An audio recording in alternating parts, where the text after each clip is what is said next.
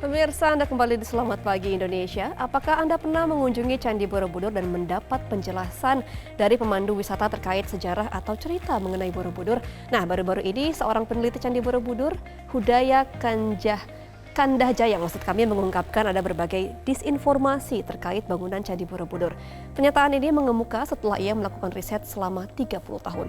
Kira-kira apa saja disinformasi terkait bangunan Candi Borobudur yang perlu kita tahu? Berikut informasinya.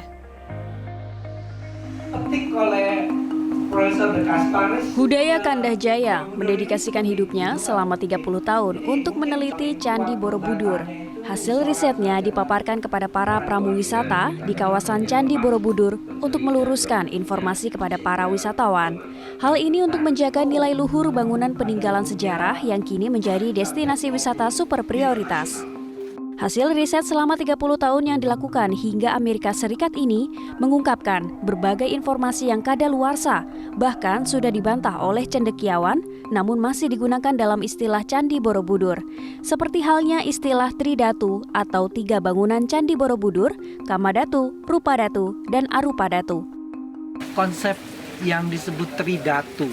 Arupadatu. Ya, Kama, Rupa, Arupadatu. Itu kan dimulai oleh sarjana Belanda bernama Stutterheim. Itu karena dia membaca kitab Sang Hyang Ramanikan.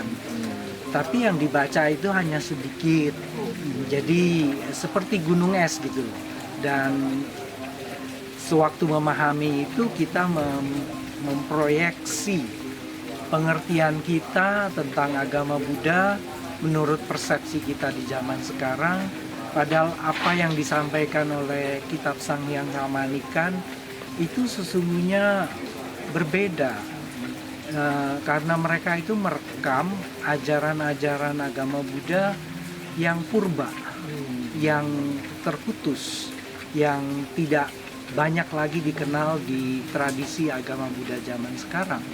Kata-kata istilahnya sendiri ada, tetapi pengertiannya itu cuma dicocokkan gitulah kira-kira dengan, karena kelihatannya Borobudur itu sepertinya terdiri dari 3 lapis, padahal bukan begitu.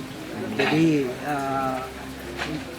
kata-kata istilah Tridatu itu ada kaitannya dengan konsep aksara nyasa yang ada dalam tradisi agama Buddha esoterik yang tidak banyak dikenal orang di zaman sekarang. Jadi itu salah satu. Lalu yang lain itu seperti bumi Sambara Budara.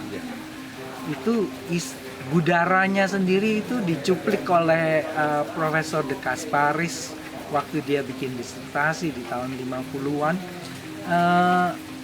Itu sudah banyak dibantah dan beliau sendiri, Profesor De Kasparis sendiri bilang bahwa dia keliru.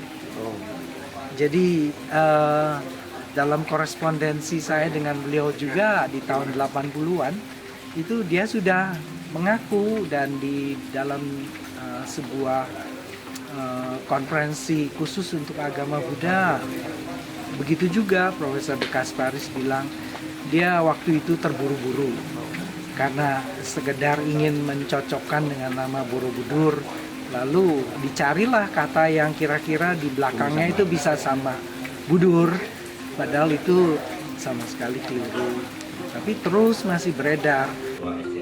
Sementara itu, Kementerian Agama Republik Indonesia mendukung penuh kegiatan ini, mengingat Candi Borobudur sudah ditetapkan sebagai destinasi wisata super prioritas sekaligus tempat peribadatan agama Buddha.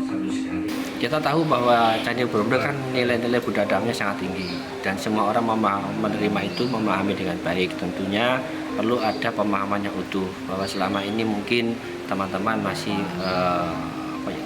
memiliki pemahaman terkait dengan pembagian Candi Borobudur, misalnya dari Kamadatu, Rupadatu, Arupadatu. Sesungguhnya dalam proses perkembangan keagamaan Buddha sendiri itu nanti ada mungkin pembagian yang dilihat dari strukturnya, dari ajarannya. Diharapkan melalui pembekalan pramuwisata ini dapat meluruskan berbagai informasi yang sudah kadaluarsa atau kurang relevan, sehingga masyarakat yang sedang berkunjung ke Candi Borobudur bisa mengetahui luhurnya makna dan konstruksi bangunan yang didirikan pada abad ke-8 dan 9 Masehi pada masa dinasti Shailendra. Dari Magelang, Jawa Tengah, Yuki Pramudia, Metro TV.